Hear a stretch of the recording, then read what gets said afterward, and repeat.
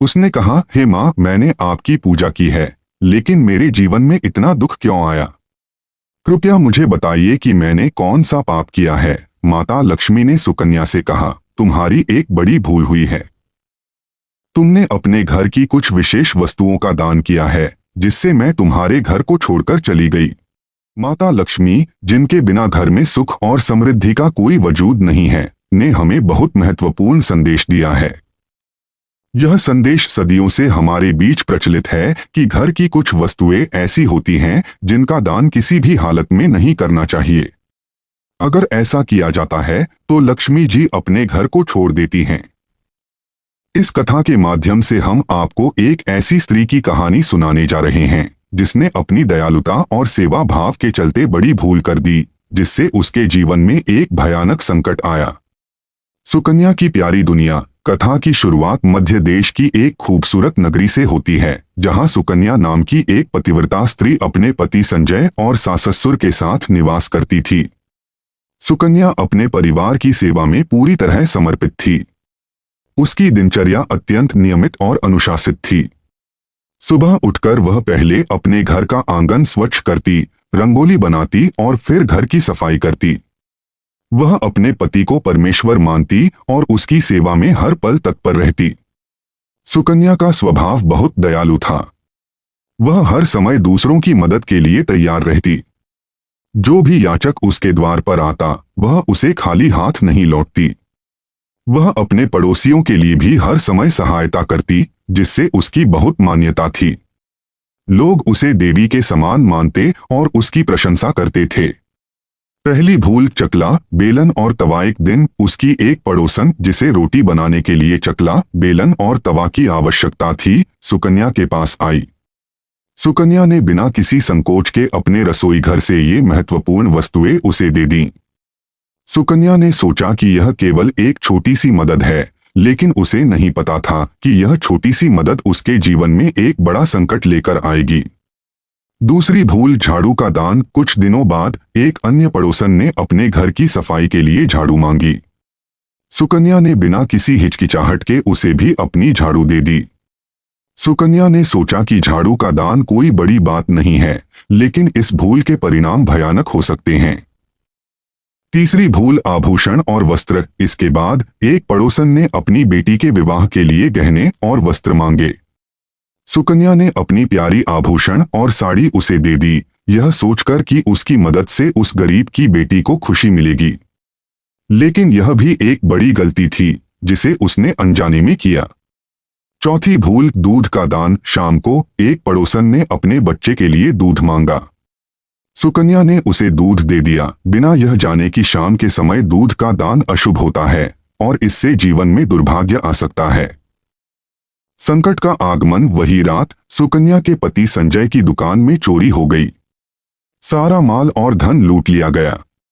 जब संजय ने देखा कि उसकी तिजोरी भी खाली है, तो उसने सुकन्या को दोषी ठहराया। उसने और सास ने सुकन्या को बुरा भला कहा और कहा कि उसके दान की आदत के कारण ही यह सब हुआ। दुखी और निराश होकर सुकन्या को घर से बाहर निकाल दिया गया। माता लक्ष्मी से प्रार्थना। सुकन्या के जीवन में अब अंधेरा छा गया था। उसने सोचा कि वह अपनी दुख भरी स्थिति का कोई समाधान नहीं ढूंढ सकती। रोते हुए वह माता लक्ष्मी के मंदिर गई और प्रार्थना की। उसने कहा, हे माँ, मैंने आपकी पूजा की है, लेकिन मेरे जीवन में इतना दुख क्यों आया? कृपया मुझे बताइए कि मैंने कौन सा पाप किया है। माता लक्ष्मी ने सुकन्या से कहा, तुम्हारी एक बड़ी भूल हुई है। तुमने अपने घर की कुछ विशेष वस्तुओं का दान किया है, जिससे मैं तुम्हारे घर को छोड़कर चली गई। माता लक्ष्मी द्वारा सुकन्या को ज्ञान। माता लक्ष्मी ने सुकन्या को बताया कि उसने किन किन वस्तुओं का दान किया है और क्यों ये वस्तुएं दूसरों को नहीं देनी चाहिए। एक चकला, बेलन और तवा। रसोई घर की ये वस्तुएं विशेष रूप से पवित्र होती हैं। इनका दान करने से घर में लक्ष्मी का वास नहीं रहता। चकला और बेलन रोटी बनाने में उपयोग होते हैं और तवा पर बनी पहली रोटी भगवान विष्णु को भेंट की जाती है। इन वस्तुओं का अपमान लक्ष्मी माता को नाराज करता है। 2 झाड़ू। घर की झाड़ू में लक्ष्मी माता का वास होता है। इसका दान करने से घर की स्वच्छता और पवित्रता चली जाती है। झाड़ू पर किसी का पैर नहीं पड़ना चाहिए और इसे कभी भी बाहर की वस्तुओं के साथ गंदगी साफ करने के लिए नहीं उपयोग करना चाहिए। 3 आभूषण। स्त्री के आभूषणों में लक्ष्मी माता का वास होता है। इनका दान दुर्भाग्य को आमंत्रित करता है। आभूषण केवल स्त्री के अपने सौंदर्य और सुरक्षा के लिए होते हैं और इन्हें किसी अन्य स्त्री को नहीं देना चाहिए। 4 शाम के समय सफेद वस्त्र और दूध। शाम के समय सफेद वस्त्र और दूध का दान अशुभ होता है। इससे जीवन में संकट और दुर्भाग्य आता है।